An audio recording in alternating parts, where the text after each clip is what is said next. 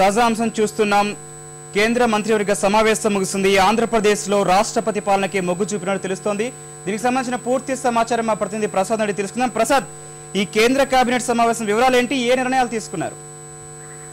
కేంద్ర మంత్రివర్గం రాష్ట్రంలో రాష్ట్రపతి పాలన విధించాలని సిఫార్సు చేస్తూ నిర్ణయం తీసుకుంది. ఆ మేరకు రాష్ట్రపతి పరిపాలన సంబంధించి రాష్ట్రపతి నిర్ణయం తీసుకోవడం వెంటనే అది అమల్లోకి వచ్చే అవకాశం ఉంది.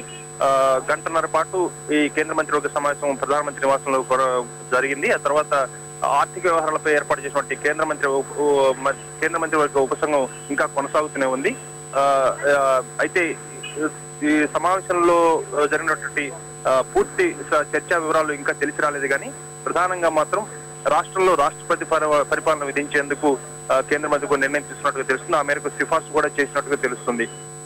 మరొక 2 అంశాలకు సంబంధించి నిర్ణయాలు తీసుకోవాల్సి ఉంది. అయితే రాష్ట్రపతి ఆంధ్రప్రదేశ్ పునర్వ్యవస్థీకరణ బిల్లు ఆమోదిస్తూ నిర్ణయం తీసుకున్న తర్వాత గజెట్ నోటిఫికేషన్ విడుదలైన తర్వాత పోలవరం ప్రాజెక్టుకు సంబంధించినటువంటి 7 మండలాలు సీమాంధ్రకు బదలాయించే అంశంపై ఒక ఆర్డినెన్స్ విడుదల జారీ చేస్తామన్న విషయాన్ని గతంలో హామీ ఇవ్వడం జరిగింది ప్రధానమంత్రి. దానికి సంబంధించి మరొకసారి కేంద్ర మంత్రివర్గ సమావేశం కానుంది. ఆ సమావేశంలో ఈ ఆర్డినెన్స్ సంబంధించి నిర్ణయం తీసుకునేందుకు అవకాశం ఉన్నట్లుగా ప్రభుత్వ వర్గాల నుంచి తెలుస్తుంది. ఆ తర్వాత సీమాంధ్రకు అంటే విభజన తర్వాత ఏర్పడే ఆంధ్రప్రదేశ్ కు ప్రత్యేక ప్రతిపత్తిని ఇచ్చే నిర్ణయం కూడా ప్రధానమంత్రి సభాముఖంగా ప్రకటించారు. ఆ అంశంపై కూడా కేంద్ర మంత్రివర్గం ఆమోదం ఇవ్వాల్సి ఉంది. దానికి సంబంధించి కూడా గజెట్ నోటిఫికేషన్ విడుదలైన తర్వాతనే జరిగే తదుపరి కేంద్ర మంత్రివర్గ సమావేశంలో ఆ విషయంపై కూడా నిర్ణయం తీసుకునేందుకు అవకాశం ఉన్నట్టుగా తెలుస్తుంది.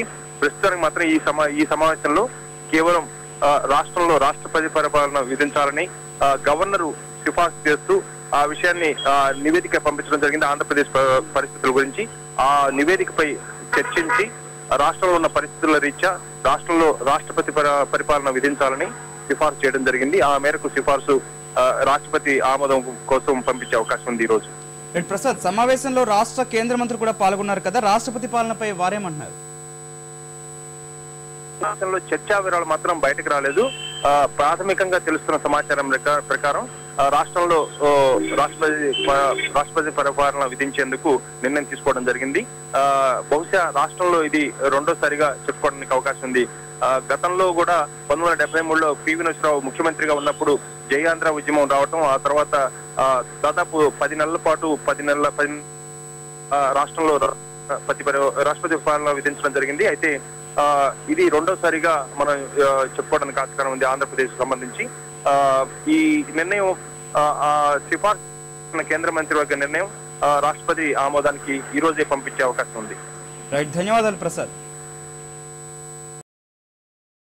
ఆంధ్రప్రదేశ్ మరోసారి రాష్ట్రపతి పాలన కిందకు వెళుతోంది. ఇప్పటివరకు 2 సార్లు మాత్రమే తెలుగు ప్రజలు రాష్ట్రపతి పాలన కిందకు వెళ్లగా కేంద్రం తాజా నిర్ణయంతో మరోసారి అదే పునరావృతం కానుంది.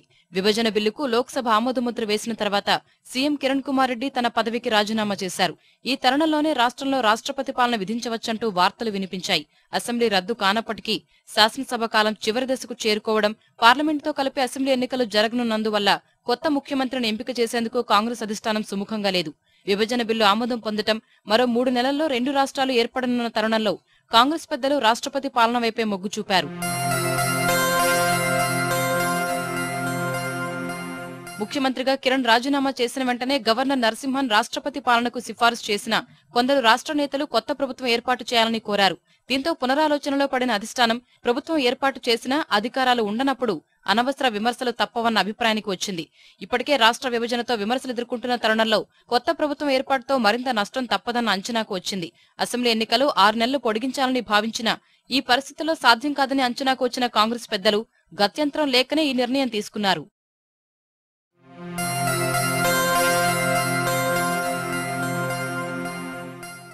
1954లో ఆంధ్ర రాష్ట్రంగా ఉన్నప్పుడు కాంగ్రెస్, ఆంధ్ర ప్రజా పార్టీలు కలిసి సంకీర్ణ ప్రభుత్వాన్ని ఏర్పాటు చేశాయి.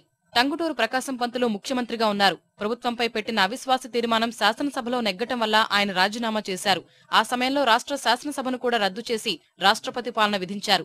నవంబర్ 15, 1954 నుంచి 1955 మార్చి 29 వరకు 4 నెలల 13 రోజుల పాటు రాష్ట్రపతి పాలన అమలులో ఉంది. ఆ తర్వాత ఆంధ్రప్రదేశ్ ఏర్పడ్డాక జయాంధ్ర ఉద్యమ సమయంలో చెలరేగిన పరిణామాలతో 10 నెలల 22 రోజులు రాష్ట్రంలో రాష్ట్రపతి పాలన సాగింది. ముల్కీ నిబంధనలపై రేగిన వివాదంతో 1973 జనవరి 17న అప్పటి ముఖ్యమంత్రి పివి నరసింహారావు తన పదవికి రాజీనామా చేశారు. మరుసటి రోజు నుంచే రాష్ట్రపతి పాలనకు తెరతీశారు. ఆర్టికల్ 356 ప్రకారం రాష్ట్రపతి పాలన పెట్టారు. శాసనసభలో కాంగ్రెస్ కు 3/2 మెజార్టీ ఉన్నప్పటికీ అప్పటి పరిస్థితులు ఈ నిర్ణయం తీసుకునేలా చేశాయి. మళ్లీ 1973 డిసెంబర్ 10న జలగం వెంగళరావు ముఖ్యమంత్రిగా పదవీ స్వీకారం చేయడంతో రాష్ట్రపతి పాలనకు తెరపడింది.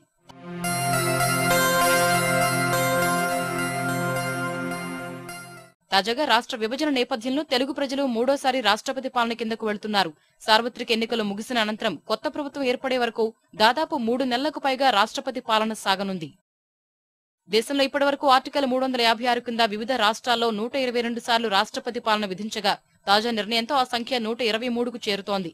ఇందులో అత్యధికంగా మణిపూర్లో 10, ఉత్తరప్రదేశ్ 9, బీహార్ 8, పంజాబ్ 8, కర్ణాటక, ఒడిశా, పుదుచ్చేరిలో 6 సార్లు రాష్ట్రపతి పాలన విధించారు.